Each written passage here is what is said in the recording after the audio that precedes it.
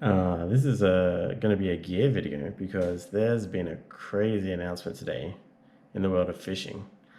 Uh, I was just minding my own business, and all of Instagram today has been a lot of people buzzing about this new reel that Daiwa are releasing. It's the Saltiga 2020. This video is going to go through all of the things that they've said about the reel, cut through the marketing, and try to give an impression about what I think this reel is going to be like and whether you might want to consider buying it. Obviously, like, I'm just reading what you guys are reading, but it's my impression about what I've heard about this reel, what I can say about the reel, the previous model of the reel versus the Stellars, and what I think might be the option for GT anglers who are looking for a new reel. So let's get to it. All right, so just going over some of the specs on these new reels. Probably the one that people will be targeting for GT popping and most heavy tackle fishing will be the 18,000.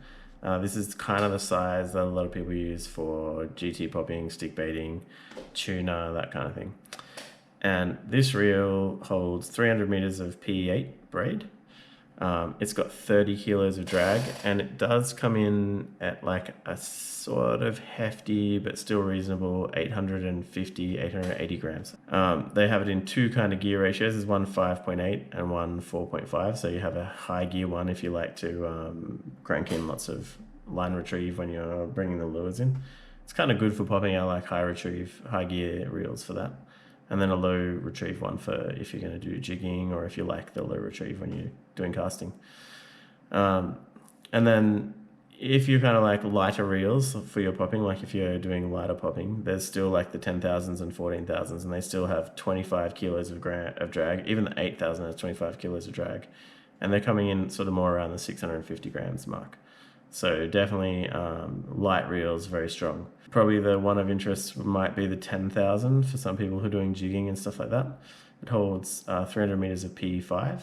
So that's not actually that big of a spool for a 10,000 size reel, but still pretty suitable for most things like jigging kingfish, jigging, I don't know, like small tunas and stuff like that. It would still be totally fine for that kind of thing. Okay, first of all, we're going to start off with some of the negatives, just because they're the things that really stand out. And one of the things is a massive, massive elephant in the room, and that's that it looks a lot like another reel. It's a really big elephant in the room. Everyone is like, that looks a lot like a Stella.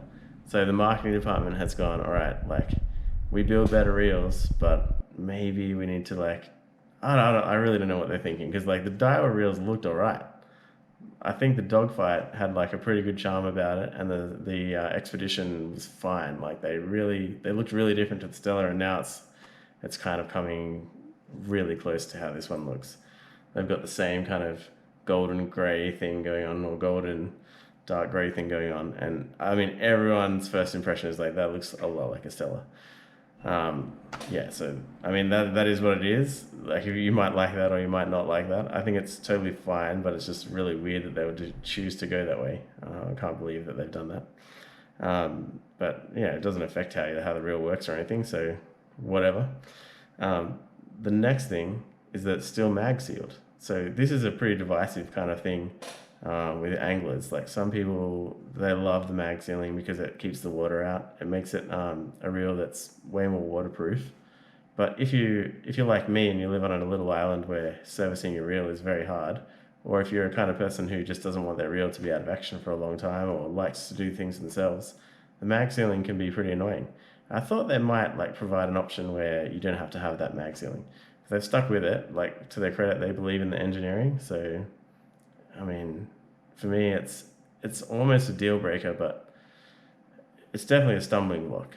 And for other people, I think like it's the same thing. You know that when service time comes around, you can't just order the bearings online and replace them yourself. You have to go give it to a professional to get that mag sealed stuff replaced. So, I mean, for me, it's a negative. For you, it might be like a neutral thing or a positive. I'm not sure. But for me, that's in the negatives. So those are the only two things I don't like about this reel. So getting onto the other stuff, the positives. I think the specs were the thing that blew everybody's minds today. Like if you read through all the Instagram stories and the comments and stuff, people are like, "Whoa, 30 kilos of max drag is very crazy for a GT reel." Like most people can't hold on to that much drag.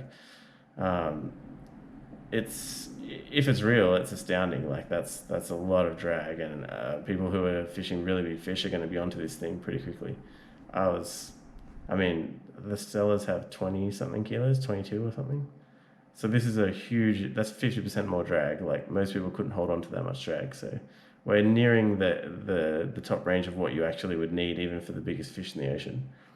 But they've done it. Like apparently, it's supposed to be pretty good. 30 kilos of drag. Most people are going to be lapping that up and buying this reel just for the specs. So I mean, that's a big plus.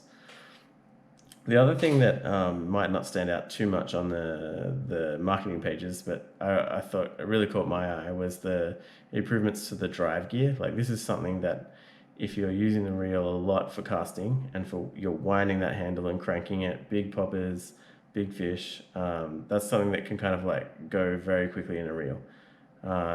You might get like a couple of years out of it and it has to be replaced. And if it gets replaced, it's very expensive.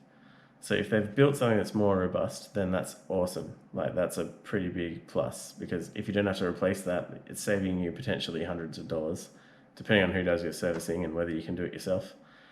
Yeah, but I mean, they said that it's they put a lot of effort into trying to make that gear more robust while not increasing the weight, which is obviously a thing that's really important because if you're casting all day, you don't want a heavy reel. But to make it, I think they said twice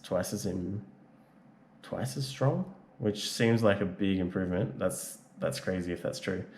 But to have that happen, to have that twice as strong in the drive gear, is probably going to turn up when they actually unpack this reel. When Alan Hawke does his review, you're going to see, if it's true, you're going to see some pretty favorable reviews there.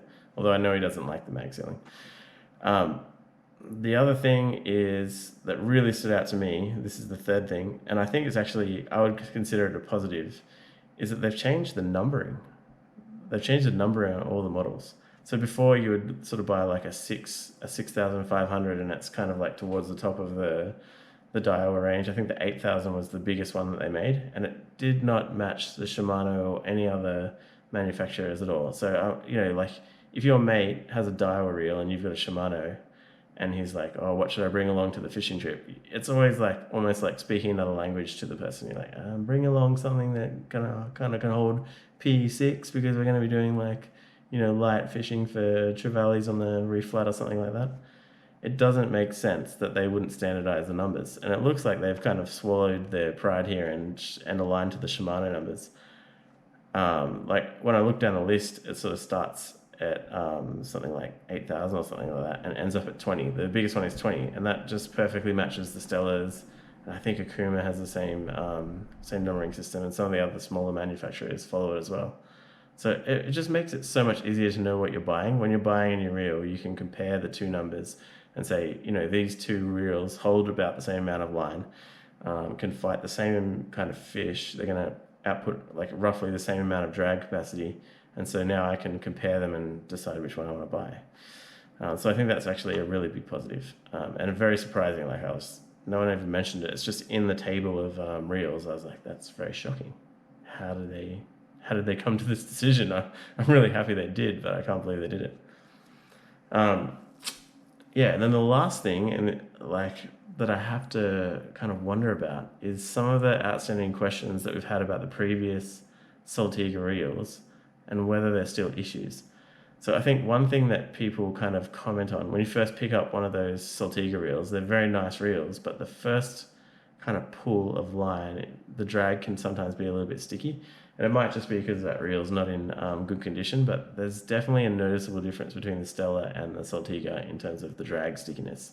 And it doesn't make any difference when you're fighting a fish, but it does kind of and it's a bit annoying. So have they fixed that? That's one question that I would have for these new reels. Have they fixed that sticky drag? And then another thing is the price. If this is a crazy, revolutionary technology that's come out in this reel, is it going to be the same price as the old Saltigas? If it is, then it's starting to look like a pretty good deal. if they're going to bump the price that extra bit and, you know, make it that sort of 30-40% more than a Stella, then I think you're starting to kind of price out a lot of anglers. I mean, already people are like, oh, I can't afford a Saltiga. Like, that's just crazy amount of money for a reel. But like, there is definitely a very hard pain point at $1,000 for any kind of fishing equipment. It's hard to justify that much money for something that's just a hobby. So if they're going to go way over that $1,000 mark, it's going to be hard for people to reach into their wallets, pull out the money, and buy that. So hopefully they haven't. Hopefully they keep it the same price, and then it's sort of competing directly with a Stella. Overall, I know like the money question is which one would you buy? Just seeing the specs and looking at the pictures and everything. I mean, it's not really a fair comparison because we need to get our hands on it. But initial impression, I think it's hard to say, but I think it's probably got a good chance to be a Stella killer because a lot of people aren't happy with the new Stellas. The roller bearing is just abysmal. Like everybody's Stella sounds like crunching gears grinding up on each other. It's a fantastic reel, but there's like a couple of little things that annoy you about a really expensive reel. And like obviously I'm using it, so like this is the reel that I've chosen and I like it. But there's some things that I think could be improved, and this reel looks like it's trying to do that. And if it succeeds, then you might see a lot of people switching over to Daiwa, which in Australia, I don't know, like if you're watching this not in Australia, Australia is like this, we've all grown up using Shimano reels because like they were really good at marketing in like the 80s and 90s and everybody uses Shimano reels. But it's changing because Daiwa is starting to do things a little differently, innovate, and they're breaking ground in Australia. And I think this is a big step for them. If they nail this, if this reel is as good as what it looks like, then they have the potential to really like take a lot of the market share in Australia because people are a little bit unhappy with these expensive reels they pay a lot of money for and there's some tiny little problems with. And there's an opportunity here. And what I'm reading, it looks like they've nailed it. The things that might get in their way again is like the mag sealing and probably just like the fact that they've kind of gone a little bit too much like the Stella. I don't know if that's going to annoy people or not. At this stage, I'd say probably not. But yeah, if people are happy to take a mag seal reel, I think this could really be something that Daiwa does very well with. So yeah, I guess, I mean, pre-orders are already open for this reel. It's only been announced today and there's some people who are like taking pre-orders for the reel. So I think it'll be on shelves pretty soon and there's a big show in Tokyo next month. So that's when you'll start to get some like hands-on opinions about this reel and we'll learn a bit more about what it can do. Until then, I think Shimano should be pretty scared and go start to go back to the drawing board and see if they can come up with something because their last Stella they brought out last year or the year before, I think it was not even as good as the previous Stella. So there's definitely some, if I was a Shimano executive, I'd be looking at what I could do to make something that's going to compete with this reel because on paper it looks great.